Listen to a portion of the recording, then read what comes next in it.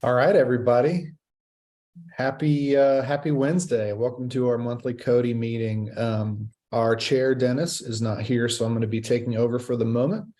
And I'm going to call to order our meeting at 3:05 p.m. And to begin with, I'm going to hand it over to Misha to do roll call.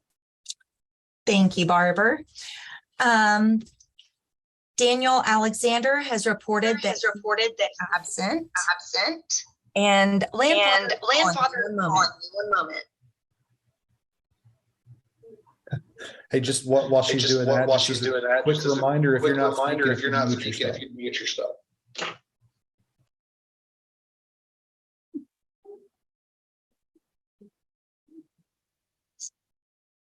This is Barbara. I think Misha got a call from Dennis, so that's why she jumped off for a quick second. So we'll be back to the roll call here momentarily.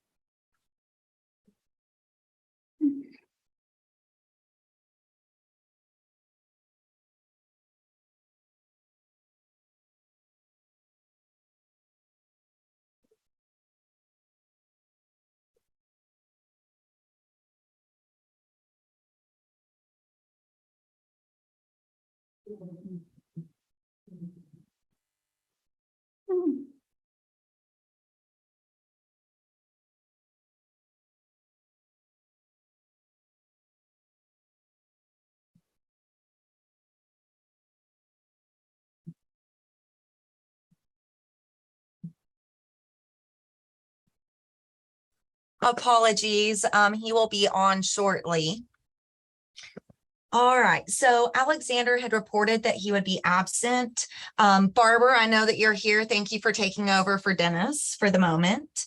Logan Black. Logan, go ahead and unmute yourself and just let me know you're present.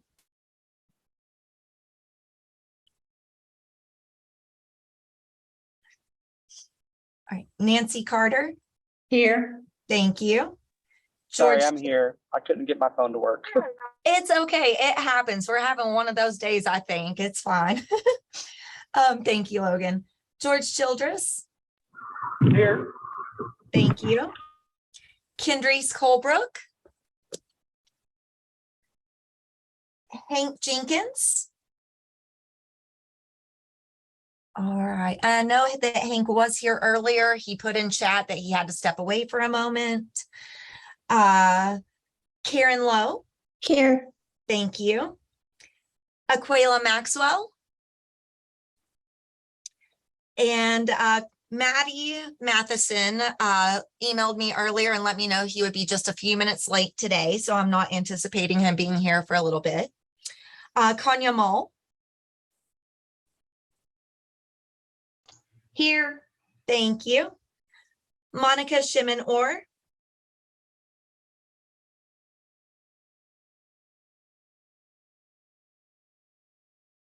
Monica's here.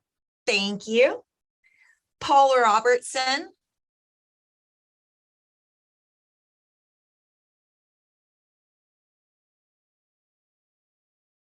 Here. Thank you. Joel Simmons.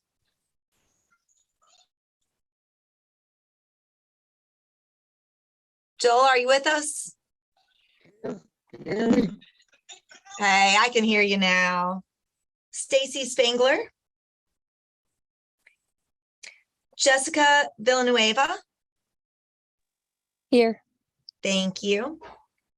And for Nancy Welch, there was a very important webinar that I saw this morning that I asked Nancy to attend in lieu of the first part of this Codi meeting so that she can report back to transportation on it next month. So she will be excused until approximately 3:45. And Dennis Landfather, are you here now? I am. Thank you so much, sir. All right, that concludes roll call.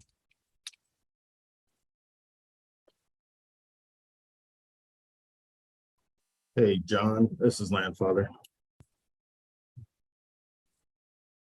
Hey, Dennis. Hey, buddy. Sorry about that, guys, gals, everybody. Had it on my calendar today, so my apologies. John, if you want to take it today, man, you started it, you could keep it. I don't mind. I'm glad to. So, Go for it. continue with, this is Barbara. We'll continue with the approval of the March minutes, which Misha emailed out. So if I can get a motion to approve those. I'll make a motion that we approve the March meeting minutes. Great. And a second.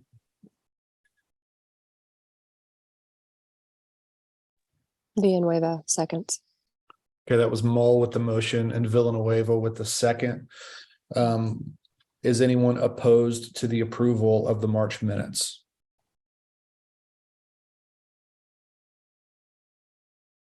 No. Okay, so those minutes are approved, and we'll move on to member advocacy and information, which I believe, according to Misha, we don't have anything scheduled. So do any members have something to contribute to this portion of the meeting?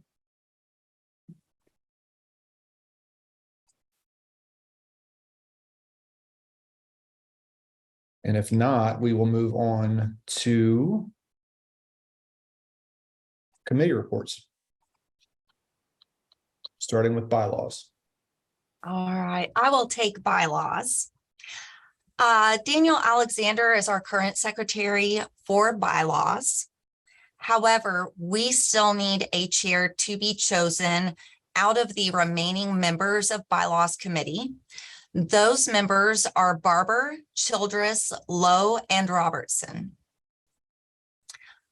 Bylaws that were approved in February of this year have been sent to law, and I anticipate that these will be codified and posted to the Codi webpage no later than July 2023. Is there anybody that is on bylaws that would like to go ahead and step up to become chair of that committee before I send an email out to the group?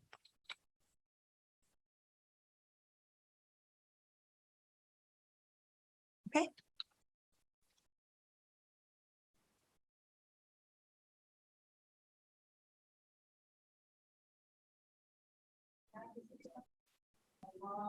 Okay, so next we've got membership committee. All right. Monica, do you mind if I take this?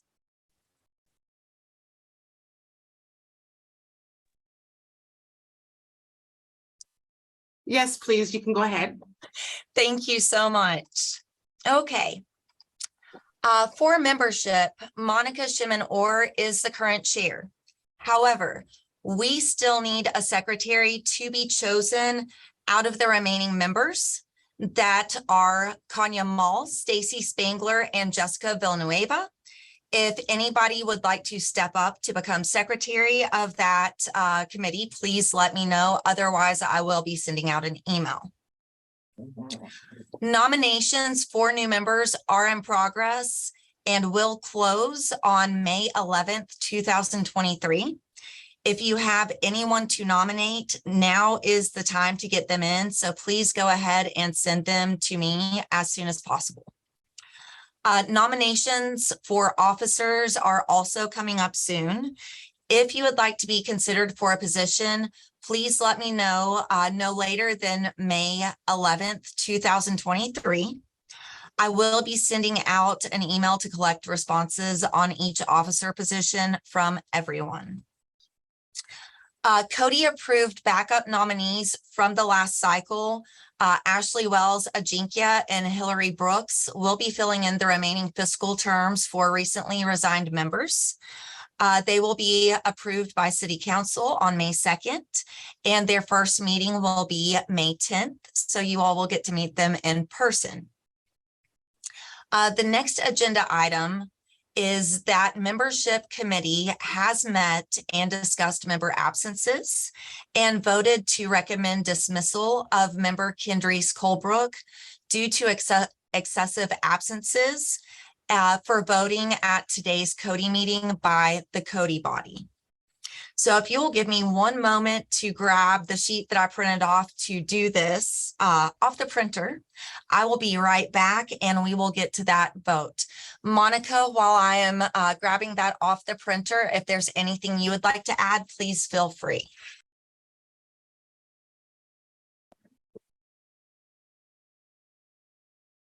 Okay, I don't have anything to add. Nothing at this time.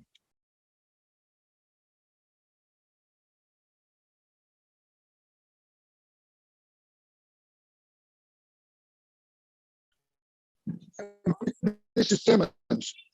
Just do like I do and make stuff up. Makes it look like we're busy. Hey, I'm Simmons, sorry, it was my fault. I couldn't hear. It was a valid comment.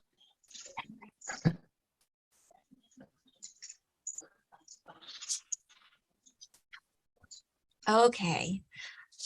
I'm going to go ahead and unless there is discussion prior to the vote on Kendrys Colebrook's dismissal, I will do a roll call vote and go around and get aye or nay for everyone individually.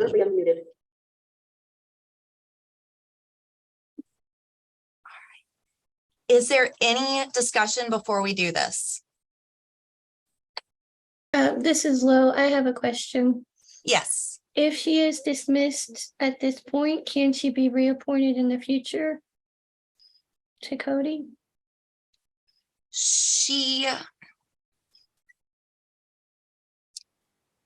Karen, I don't believe that there is anything in bylaws that would prevent her from being reappointed to Cody in the future. In fact, we usually tell people if we get to this point, that we'd like them to apply in the future when their schedules clear out a little bit. Right. I just know she's been super busy with a lot of stuff. She has. She did respond back to me to go ahead and proceed with this and did have the opportunity to come today in person to make her case for why she wanted to remain a member. Okay, thank you. You're welcome. All right, Daniel Alexander is absent. John Barber, how would you like to vote? to be clear, an aye vote is to confirm the Dismissal. committee's okay. Aye. Thank you. Logan Black. Aye. Thank you. Nancy Carter. Aye. Thank you. George Childress. Aye. Thank you. Hank Jenkins. Aye. Thank you. Dennis Landfather. Aye. Thank you. Karen Lowe. Aye. Thank you. I don't believe Matheson has joined us yet. Kanya Mall. Aye. Thank you. Monica Shimon-Orr. Aye. Thank you. Paul Robertson.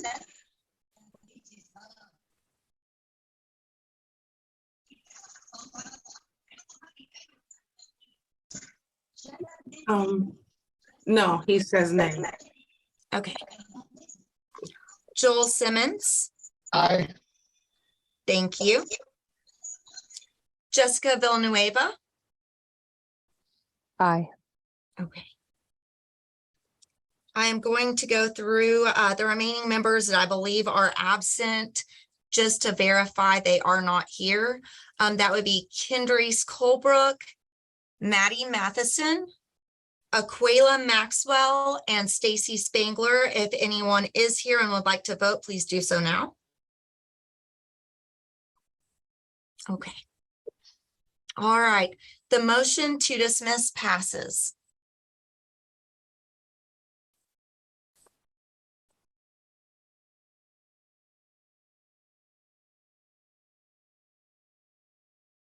Okay, Barbara here. So are we ready to move on to transportation? Yes, we are. And I don't mind. Real quick before you get there, I'm sorry. I just wanted to tell Joel Simmons, Joel, your mic's freaking out today. You tried to talk a couple times and we couldn't understand you. Just wanted to make sure you knew that. Sorry. Carry on, Misha. It is okay, and I appreciate it. Hank, you are our transportation secretary. If you'd like to go over the minutes for that, please feel free. Otherwise, I do not mind going over them for you. Well, that's fine. I can go over those real quick. Perfect.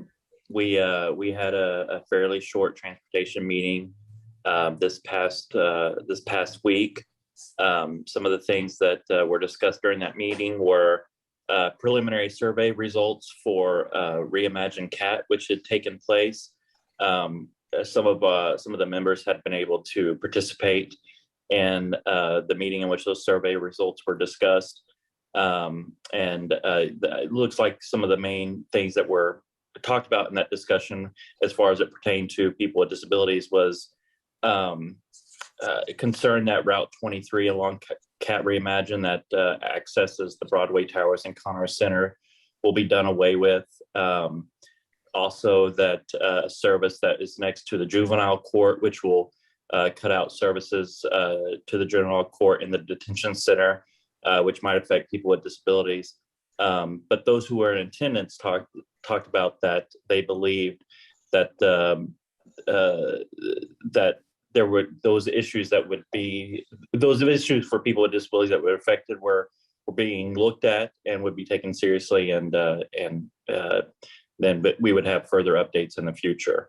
So that was one of the things that talked about. Nancy also informed us about advancedknox.org, which is a land use and transportation plan for Knox County, which is a project that's in the works. There's not a lot about it right now, but Nancy was going to update us on that. And also Nancy wanted to make us aware of the Transportation Modernization Act, which was passed in the state Senate. And it's an initiative to address traffic congestion in urban areas within the state of Tennessee.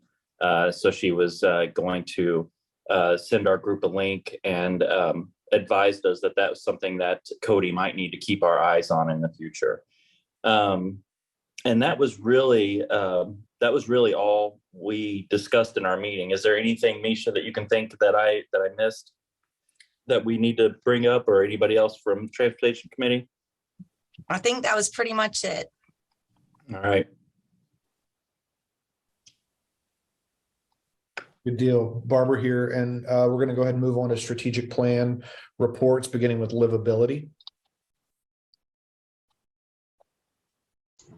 This is Maul speaking. Livability did meet this month, and we finally put on the final touches of the livability, the Codi accessible checklist. We finished that document after a lot of intensive labor over it and reading it and rereading it and making sure we got it right. So that final version is now here with us, and we can start using it once Misha says that it's been approved to be used. So we were able to complete that task. Any questions? All right. Did everybody? I'm going to ask everybody to mute because there's feedback again. Did everybody get a chance to look over the accessibility checklist that was sent out with the Codi meeting minutes for this month? And you can just nod your head or shake it no. All right. I'm seeing a bunch of yeses. Okay, perfect. Since it looks like the majority did get a chance to look over that in detail, if anybody would like to make a motion to vote on that during this meeting, that is our next step before we make it fully accessible and release it for use.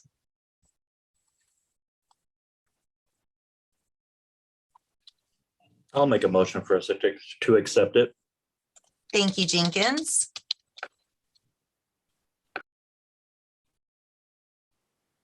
Landfather, I'll second.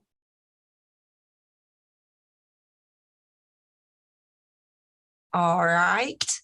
And I'm going to do a roll call vote for the remainder of the approval. So I had too many things on my screen, apparently. So Jenkins motioned and Landfather seconded. Landfather seconds. Barber, Yes. thank you. Black, Yes. thank you. Carter, Yes. thank you. Childress, Yes. thank you. Lowe, Yes. thank you. Maddie Matheson, are you here now? Yes, ma'am, and yes. Yes and yes, perfect. Aquila Maxwell. Okay. Kanya Mall, Yes. thank you. Monica Shimon Orr, Yes.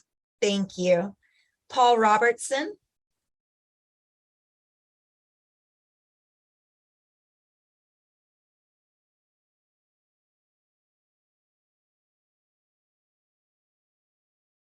all right, I see you saying yes, Paul. Joel Simmons, Yes, thank you, sir. Stacy Spangler, Jessica Villanueva, Yes. thank you. And Nancy Welch will be absent until 3:45, but it does look like the motion passed. And excuse me, Misha, this is Monique, one of the interpreters. I had missed Paul. Excuse me about that, but he's saying yes, you're absolutely right. Thank you.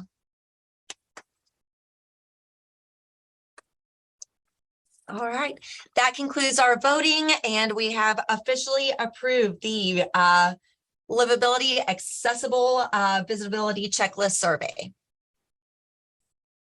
Excellent. That's a long time coming. Good job, everybody. Is that it for livability?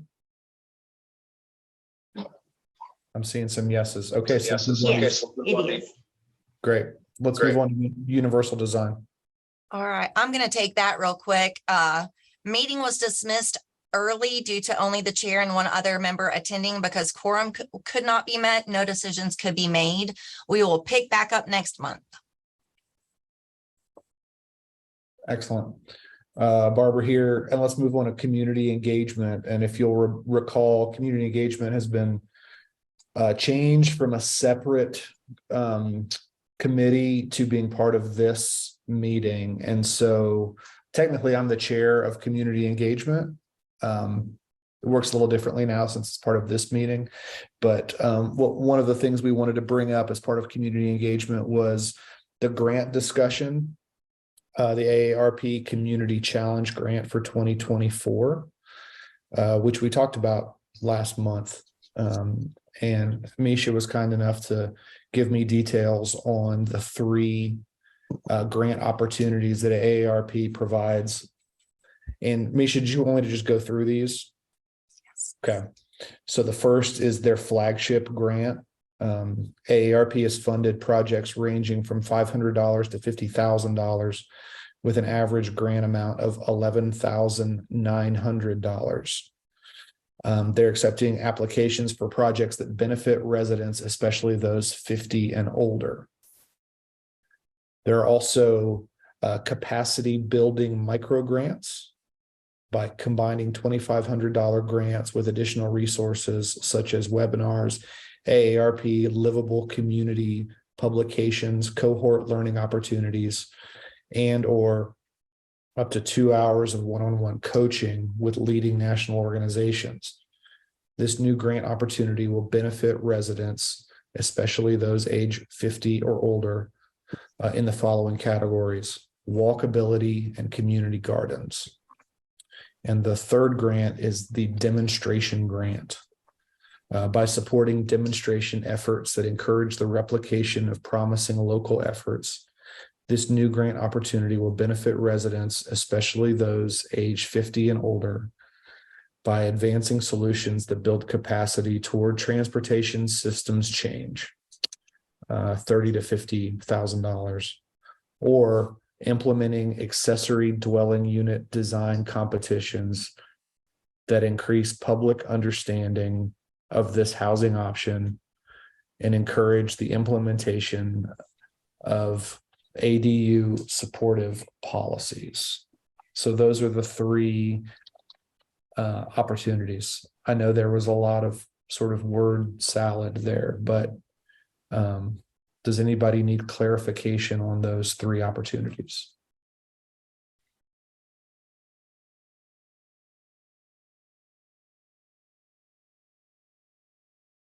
I think a couple meetings ago, we discussed the possibility of some sort of community garden, sort of walkability kind of grant opportunity.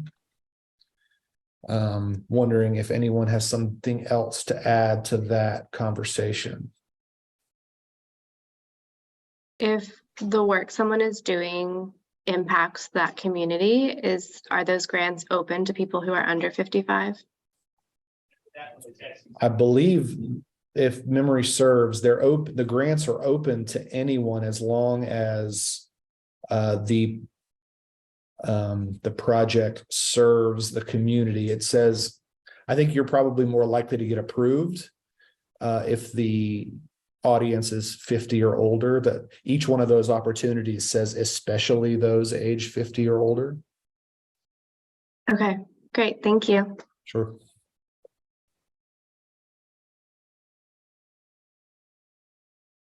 Okay, so looking at these, and what I can do is post it to chat as well so that everybody can see it. But looking at these, there are a few things that I think that we could probably do to combine doing one of these grants with what Universal Design has been working on, which is accessible housing. Because we all know that the older you get, the more likely you are to have disabilities. And looking at things like, let's say, my goodness, now I've lost it. Implementing accessory dwelling unit design competitions that increase public understanding of this housing option. That would tie in very well, I think, with what Universal Design is trying to do. Also may tie into missing middle housing that I know City of Knoxville is looking at right now. And so do not be afraid to throw out ideas that incorporate this grant with other things that Codi is working on, whether it be the livability group, Universal Design group, transportation group. I'll go ahead and post those now.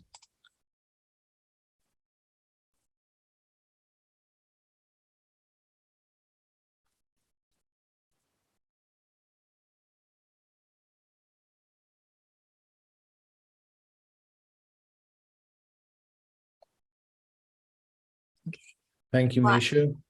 Sorry, just saying thank you for posting that. You are so welcome. And not everybody talk at once. You all need some of my super caffeinated coffee, I think. It's a quiet group today, that's for sure. It is.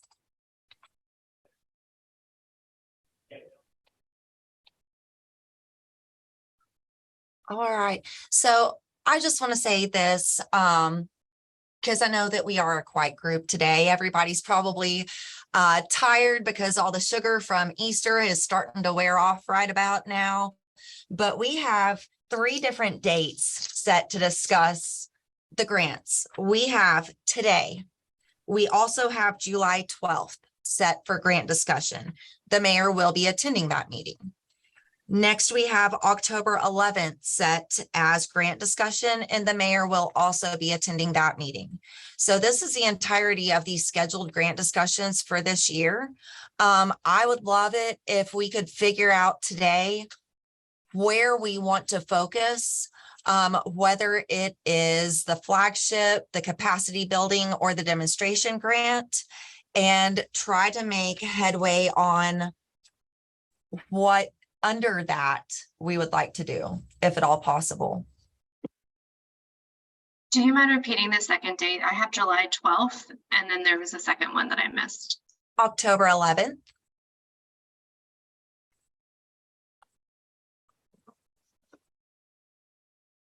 Thank you. You're so welcome. Barbara here. Do we have anybody from Universal Design that has some thoughts, particularly about the demonstration grant? We have members that are here that have participated in previous Universal Design meetings, include George Childress. I know Dennis Landfather has participated in at least the one in March. And then we also have Joel Simmons. Paul Robertson and Logan Black are both on those committees. However, they have not had a chance to attend yet. And Nancy Welch is absent for the moment. And then it looks like Jessica is also on Universal Design. Hey, Misha, this is Black. I'm actually on transportation at Universal Design. Transportation is your committee and Universal Design is your strategic plan group. Oh, okay. Missed that memo. It is okay. And Barbara again, and so everybody is clear that the application window for these grants is, I believe it's January. So we're discussing preparing so that we would be ready to apply in January. In 2024. 2024. Okay.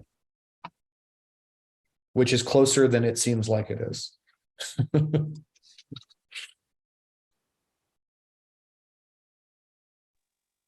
This is Childress.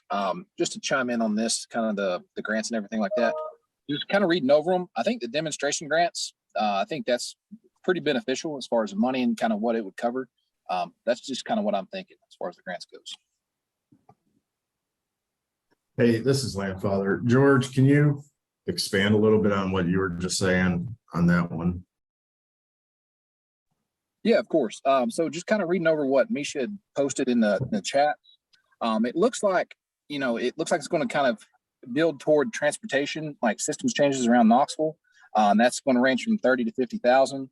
And then it looks like it's going to implement accessory dwelling units. So the ADU, and the ADU looks like it ranges from like 10 to 15,000. It just looks like that's going to be a bigger grant and cover, I guess, more distance as far as the other two grants goes. That's just what I'm reading. I mean, there could be a lot more to it. That's just what I'm gathering from what I'm reading. Gotcha. Who here, if anybody, has done more research on these grants or could speak about them? I guess what comes to my mind is we start applying for them or whatever. How exactly do we utilize these funds? What do we do for the greater cause? Why are we doing it? I guess is what I'm asking. I'm not sure. Is my mic working any better than what it was? Oh yeah, we can hear you, buddy. Okay. On the ADU grants and all, I thought with the ADU, one of the problems we had is zoning. People being able to put those. I believe we got enough books for everybody to have the ADU designs that we got from AARP. But I would have thought that the ADU, or it seems to me, or that it was more of a zoning problem. They don't allow you to build X amount depending on whether you're in the city or the county. Am I wrong on that, or can you just put these things anywhere you want on the property?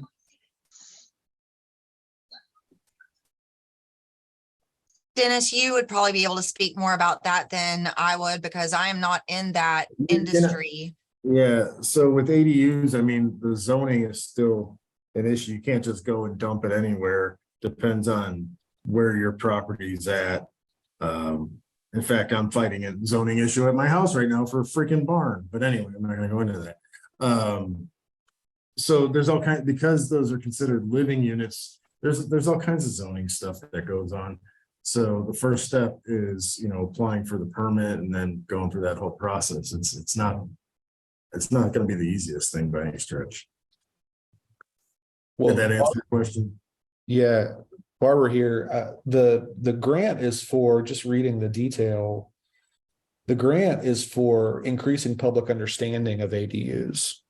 So it's for design competitions that increase public understanding. So exactly those kinds of things. I don't know that they work against us. They just inform the content of what's happening. Simmons here. Yeah, that makes sense. That'd be all for it, because the more people that understand exactly what we're talking about with these things, instead of them thinking, well, they're just looking for, which it could be rental property or whatever, but I mean, obviously that would help with a lot of our housing problems if people were able to do it even just for their families or friends.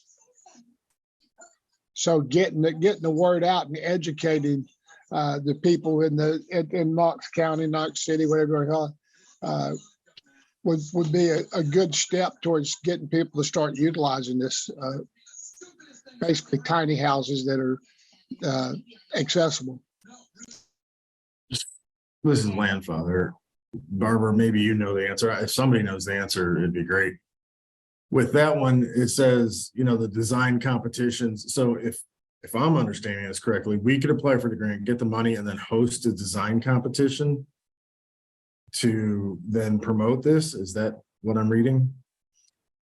That's the way that I read it. Lynn, me too. This is Zubak. That is the way that I read it as well, and made me wonder if, while we are thinking about dinner and design, because I know that when we spoke to the mayor, she asked us to potentially partner with a nonprofit for fundraising to do that, so that the nonprofit could fundraise. This may be an easy opportunity to work on the accessibility and such with the builders, get that out there, what we were hoping to do with dinner and design, and implement this ADU design competition to kind of pull them in so that they do hear the rest of it, and kind of combine the both, which is either a great idea or a horrible one. I think it's a great idea. This is Simmons. I think that's great. I think that's got a better chance of landing them if we're showing them another building option, because like I've spoke every time we speak, most of the people that are building understand what universal design is.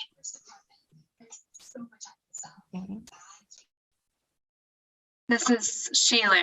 I'm visiting your meeting. When the AARP group is talking about walkability, what is you all's interpretation as like a disability organization thinking about with walkability? Like, are you looking at walkability more broadly, or is it mostly like for people who can walk? I guess that's my question of how that term is going to get used and what that funding would be. Walkability. I can speak to this, and thank you so much for asking that, Rose. Walkability is for everyone. Walkability simply means that you have the space, for the most part, to get from one area to the other without intrusions. And that would include, of course, enough space from here to here on the sidewalk for, let's say, a parent that has triplets in one of those wide strollers, or a power wheelchair, or other type of mobility device. So that's going to be inclusive of everyone. Great, thank you. You're welcome. Yeah, Barbara here. AARP defines walking as it includes both ambulatory and non-ambulatory modes. Walking encompasses all forms of mobility devices, including using a wheelchair, cane, walker, or other mobility device that allows the user to travel at human speed. There's really good resources on the AARP site about walkability and exactly what it means. They have a very cool, what is it called? Walk audit toolkit that lets you evaluate walkability in areas. Yes, Misha. Barbara, are you on that webpage right now? I am. Would you mind copy and pasting it into chat so that others can go visit it if they'd like? Yes, I will do that.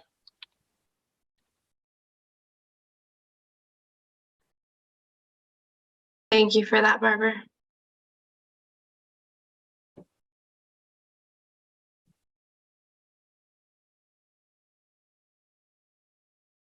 Okay, it's in there.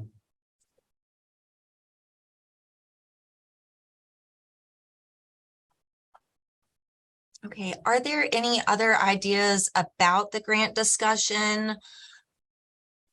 Barbara here. The only other one I would say is included in that demonstration grant is transportation systems change. And it does seem like our transportation committee has done a lot of work in that area already. So it might be worth a conversation in the transportation committee to see if they had an idea that would fall in that category.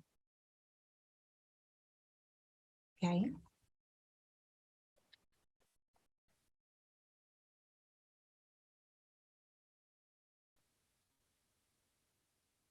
This is what I would like to do if everybody is amenable to it. I know that we only had 3 grant discussions scheduled. I feel like if everybody will actually take a look at some of this stuff and come to the May meeting prepared to discuss this in length, we should have Nancy there as well. And in the meantime, I can fill her in, have her start looking at stuff. Hopefully, if everybody is amenable to holding an additional May grant discussion in person, I think that we can get this to the point where I was hoping we would be today, so that we're set up well for our July meeting.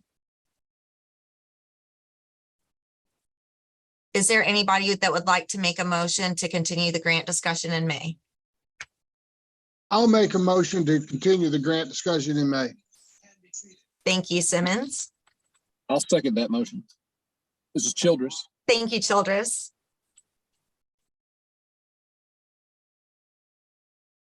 Any opposed?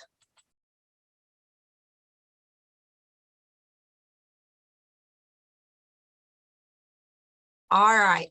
We will be holding the grant discussion rather than community engagement at the May meeting.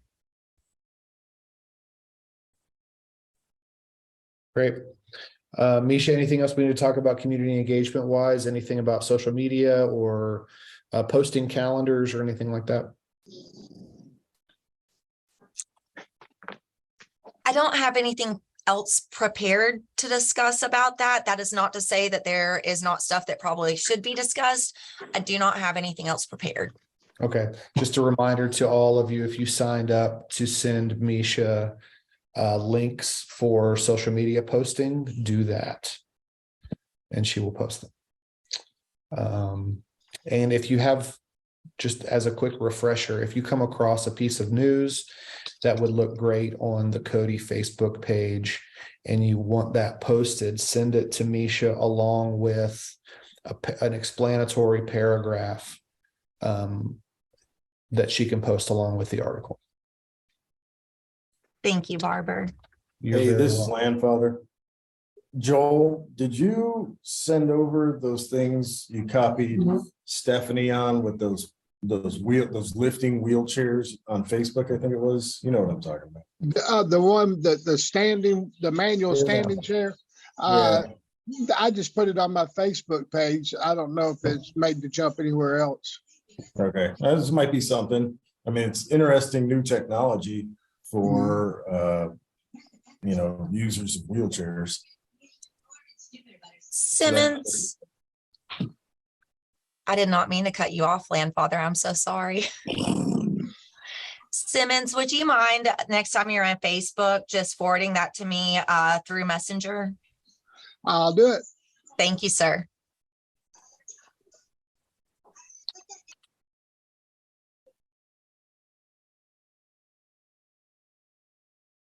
Okay, and that closes community engagement. We'll move on to new business. I've got a bunch of new business. Zubak.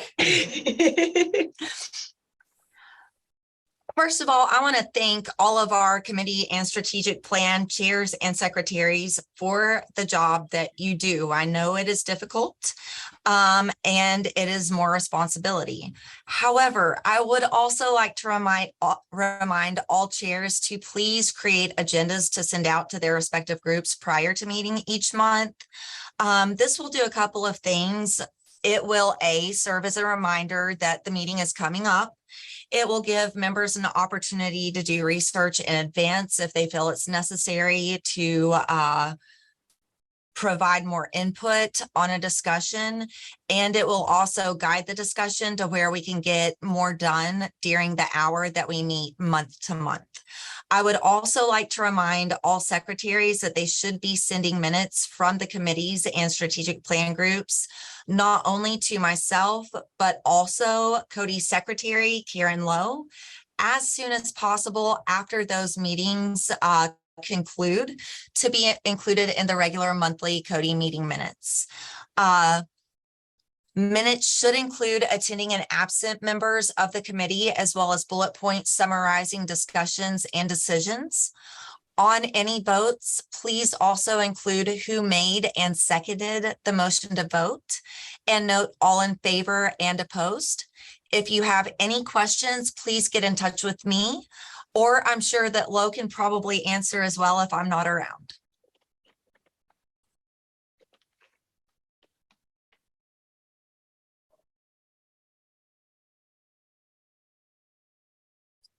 Quick addendum to that. This is Barbara. Quick addendum to that. If any of you need a document template for minutes, just let me or Misha or Lo know, and we will get you one that you can copy and paste from the month before and fill it in. Makes it real easy.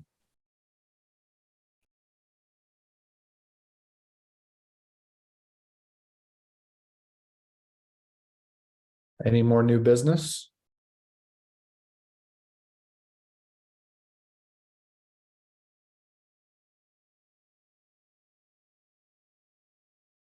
Okay, we'll move on to announcements and public forum. And once again, Misha has her hand raised. So Zubak. Thank you so much, Barbara. I have got two announcements, and then I'd like to introduce one of our public forum speakers. Our May 10th, 2023 meeting will be in person and held at the CAT Knoxville Station KSTC Community Room from 3 o'clock to 5 o'clock p.m. Please remember to wear blue in anticipation of taking a group photo to use for social media publication during the 2024 Lighted Up Blue event. The next announcement is that Autism Breakthrough is hosting a family fun day for autism acceptance on Saturday, April 15th, 2023, from 10 o'clock a.m. until 4 o'clock p.m. at the World's Fair Park. And the event will include local organizations and resources and is free to the public. Next, I would like to introduce Rose Sheeler. Did I say that correctly? Sheeler. Sheeler. Yes. She is a graduate student in the Department of Geography and Sustainability at the University of Tennessee, Knoxville, and is conducting research on how people with disabilities in the area are affected by public transportation. She did share her email with me, and so if you're interested in participating in her study that she will be expounding on, I will post her email in the chat so that you may contact her. Awesome. Thank you so much. Yeah, You're I'm doing my research about the accessibility or inaccessibility of individual bus stops and how the bus stop itself is what can create barriers, that the buses all have ramps on them, but for people who are using a wheelchair or need things like audio signals on a crosswalk to safely cross, if the bus stop is just a sign in some grass, that's not an accessible bus stop, which a lot of our bus stops are if you go beyond downtown Knoxville. And most people do not live in downtown Knoxville because of how expensive it is, especially people who live on disability, or even if they don't live on disability, pay for a lot of the additional expenses that come with being disabled.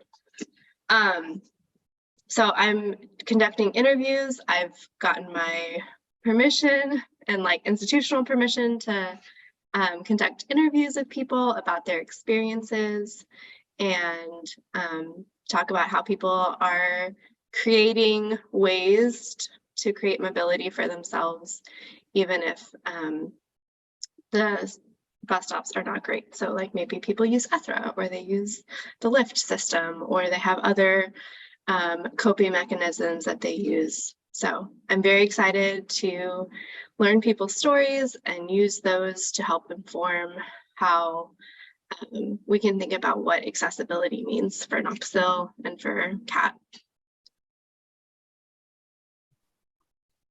Thank Hey, you so Rose, this is, oh, sorry, Misha. This is Landfather. Thanks for being here. Thanks for reaching out earlier in the week also.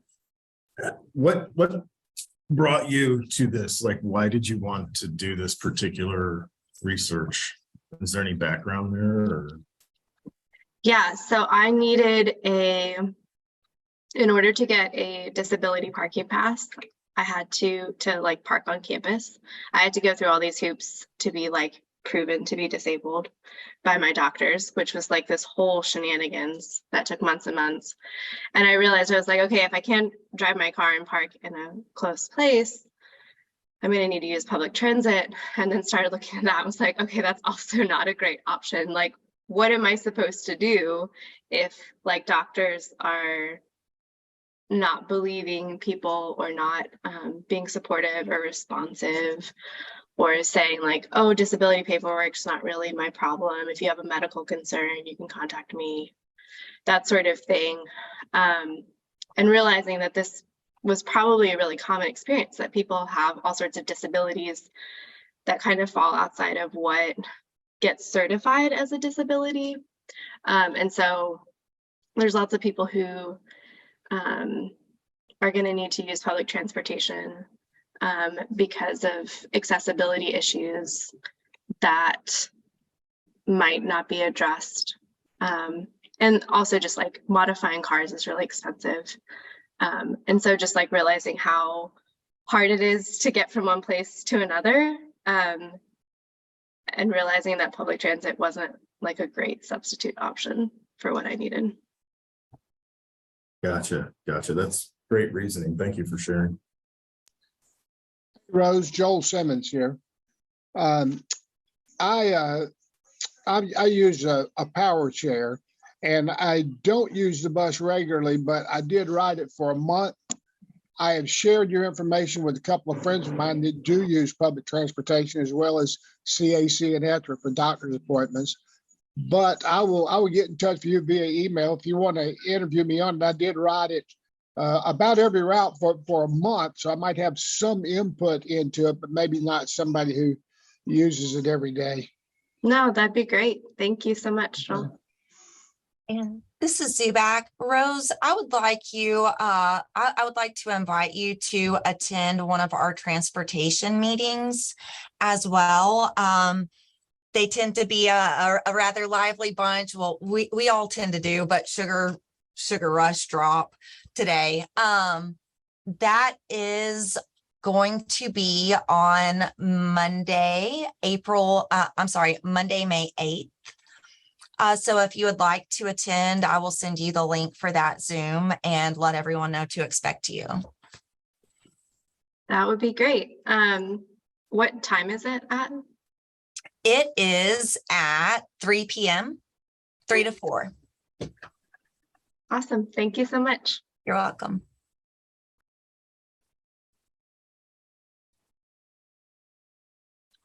right. Is there Okay. anyone else that has anything to add?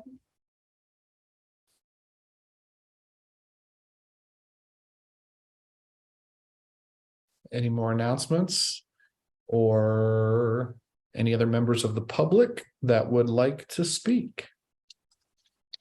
Now's your chance. Okay. If nothing else, then Misha, we good to adjourn right at 4 o'clock? I believe we are, and that's a new record. It's a record. That is a record. Dennis, see what happens? Hey, man, it's all you, bro. You know. Apparently I talk too slow or something. All All right, right. thanks everybody for being here, and we'll see you next month in person at the CAT Knoxville station. All right. Perfect. Thank you so much, everyone. Meeting's adjourned. Thanks, John.